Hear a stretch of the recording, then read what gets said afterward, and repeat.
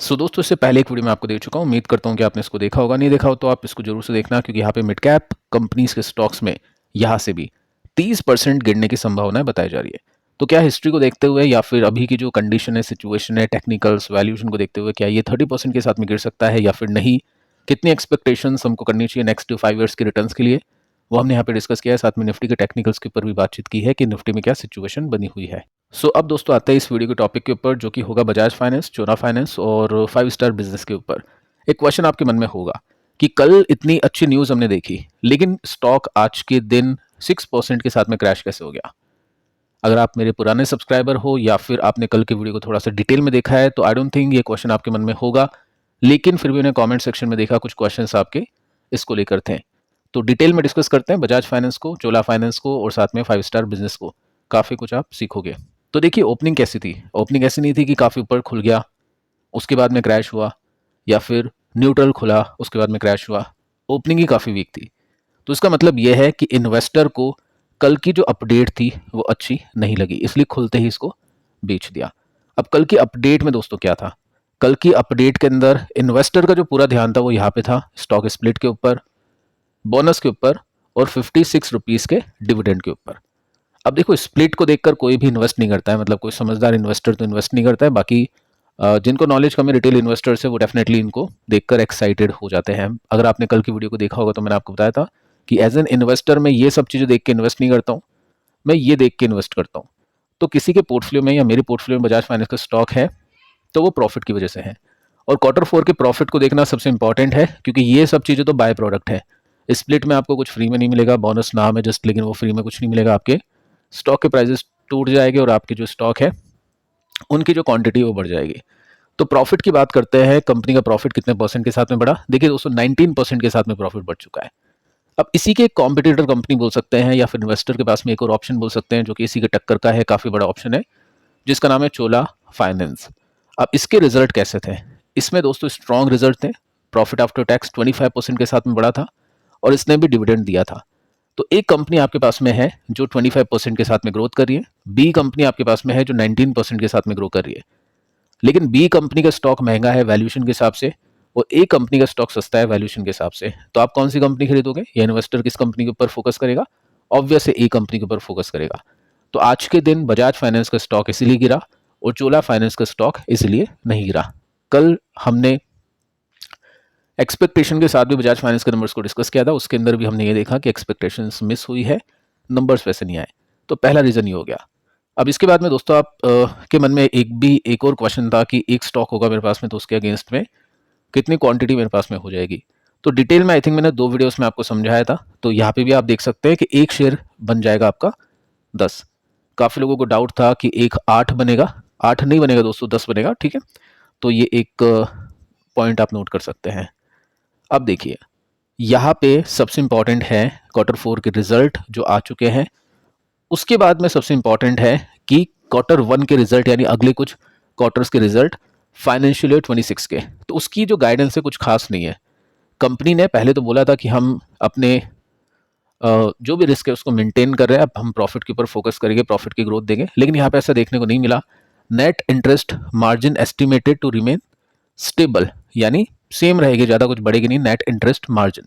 तो ये 30 अप्रैल यानी आज की अपडेट आती है सुबह 9 बजे के आसपास, और उसका भी रिएक्शन आज ये दिखा। साथ में आप देख सकते हैं आर्टिकल्स भी आना शुरू हो चुके हैं कि रिच वैल्यूएशन ज़्यादा है, वो आपको बताइए बाकी कंपनीज के कंपैरिजन में, और गाइडेंस भी थोड़ी सी कट हुई है। मतलब जो पहले अच्छी ग्रोथ की एक्सपेक्टेशंस थी, अब कंपनी स्टेबिलिटी वाली एक्सपेक्टेशंस यहाँ पे कर रही है। तो ये भी एक रीज़न है कंपनी के स्टॉक का अच्छा नहीं परफॉर्म करने के पीछे का। अब दोस्तों आगे चलते हैं। अगर मैं चोला फाइनेंस के साथ में इस कंपनी के स्टॉक को कंपेयर करूं, तो आपको दिखेगा कि 5 साल में जहां पे चोला ने 10 गुना पैसे कमा के दिए है, वहां पे इसने 4 टाइम्स पैसे कमा के दिए हैं। चार्ट आप देख सकते हैं दोनों कंपनीज का किस तरह से आपको दिख रहा है। अगर मैं मार्केट कैप को देखूं तो चोला का मार्केट कैप कम है, जिसमें पोटेंशियल ज़्यादा है मल्टीपल होने का, और बजाज फाइनेंस का मार्केट कैप चोला के कंपैरिजन में ज़्यादा है। अब ऐसा दोस्तों नहीं है, बजाज का मार्केट कैप 5 लाख करोड़ का है तो ये डबल ट्रिपल नहीं होगा। इसके लिए फिर आपको ग्रोथ भी ऐसी देनी पड़ेगी 25% के आसपास की, जो डिफिकल्ट हो जाता है बड़ी कंपनीज में, और यहाँ पे वो डिफिकल्टीज नहीं आ रही है। तो वैल्यूएशन को अगर आप देखोगे ना, तो बजाज फाइनेंस की वैल्यूएशन 33 की है और यहाँ पे 29 की है। तो वैल्यूएशन के हिसाब से भी ये अच्छा देखने को मिलेगा। लेकिन दोस्तों एक अपडेट आपने देखा होगा कि स्टॉक गिरा था, गोल्ड लोन के अंदर एंट्री कर रही है कंपनी, तो गोल्ड लोन वाली कंपनीज की वैल्यूएशन कम होती है।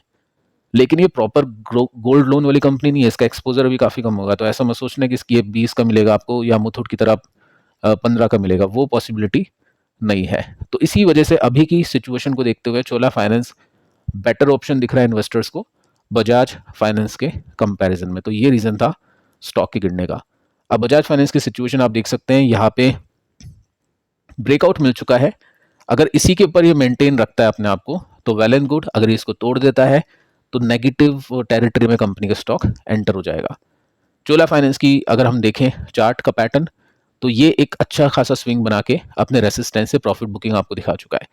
दोस्तों होता क्या है, मैं आपको बता चुका हूँ कि फाइनेंस वाली कंपनीज के रिजल्ट अच्छे आने की एक्सपेक्टेशंस थी। तो उस समय मैंने आपको बताया था कि इन्वेस्टर से भी बैट करे फाइनेंशियल ईयर मतलब जो भी Q4 है उसके रिजल्ट की एक्सपेक्टेशंस पे। तो क्या होगा, बाय करते हैं और जैसे ही रिजल्ट आते हैं बेच देते हैं, अपने प्रॉफिट को बुक कर लेते हैं। उसी तरह से अभी आगे चल के आई थिंक स्प्लिट बोनस का भी सीन बनेगा बजाज फाइनेंस में। हो सकता है कुछ टाइम बाद हम तेजी देखें और जैसी रिकॉर्ड डेट आएगी उसके साथ में प्रॉफिट बुकिंग हो जाएगी। तो ये ट्रेडर्स की स्ट्रैटेजी होती है। ठीक है, तो ये दोनों कंपनीज की सिचुएशन है।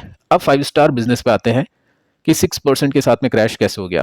अब देखो यहाँ पे ओपनिंग ठीक थी, मतलब इसके नंबर्स इतने अच्छे तो नहीं थे ग्रोथ के हिसाब से, कितने परसेंट की ग्रोथ थी आगे चल के मैं आपको बताऊंगा। बाकी ठीक है, चलो जितनी वैल्यूएशन है 20 का पी आई थिंक, तो उसके हिसाब से ठीक था। लेकिन बाद में स्टॉक ये भी गिर गया। अब इसके पीछे का रीजन है कि टोटल सेक्टर गिरा है तो ये भी अंडर परफॉर्म कर गया। अब कल पता चलेगा रियलिटी की स्टॉक में रिकवरी आती है या फिर नहीं। साथ में अगर आप देखोगे तो यहाँ पे भी बजाज फाइनेंस की तरह 19% की ग्रोथ है। आप छोटी कंपनी हो तो आपको ज़्यादा ग्रोथ देनी चाहिए बजाज की कंपैरिजन में। तो ये भी एक रीज़न देखने को मिला है। साथ में हमने वैल्यूएशन और जो एक्सपेक्टेशंस है उसको भी कल के वीडियो में मैच की थी। ठीक है, अगर मैं बजाज के साथ में 5 स्टार के साथ में मतलब बजाज को कंपेयर करूं तो दोनों रिटर्न्स सेम है। लेकिन अगर मैं 5 स्टार के साथ में चोला को कंपेयर करूं तो रिटर्न्स चोला के ज़्यादा है। तो एनबीएफसीज में अगर मैं देखूं अभी हेल्दी एनबीएफसी ग्रोथ के हिसाब से वो चोला दिखती है, जैसे बैंक के अंदर आईसीआईसी बैंक दिखता है। कोई रिकमेंडेशन नहीं कि आपको इसको खरीदना है बेचना है, लेकिन बजाज भी अच्छी कंपनी है, 5 स्टार भी अच्छी कंपनी है। जस्ट यहाँ पे हम कंपैरिजन करें ताकि इन्वेस्टर को आइडिया मिले कि कौन सी कंपनी में ज़्यादा पोटेंशियल है वैल्यूएशन और ग्रोथ के हिसाब से। बाकी दोस्तों यहाँ पे हम चार्ट देखें इस कंपनी का, तो चार्ट आपको पता ही है किस तरह से बना हुआ है। इसका सपोर्ट टू रेसिस्टेंस के बीच में कंपनी का स्टॉक अभी काम कर रहा है, जिसमें गैप अच्छा है। 600 रुपीज़ का सपोर्ट है और 900 रुपीज़ के आसपास का रेसिस्टेंस है। तो परसेंटेज में गैप काफ़ी अच्छा है, तो उस हिसाब से भी जो ट्रेडर है वो प्ले कर रहे हैं इस कंपनी के स्टॉक के अंदर। बाकी दोस्तों पिछले वीडियो को आप देख लेना, ये भी काफ़ी इंपॉर्टेंट है आपके लिए। मिलते हैं अगले वीडियो में, तब तक के लिए बाय बाय।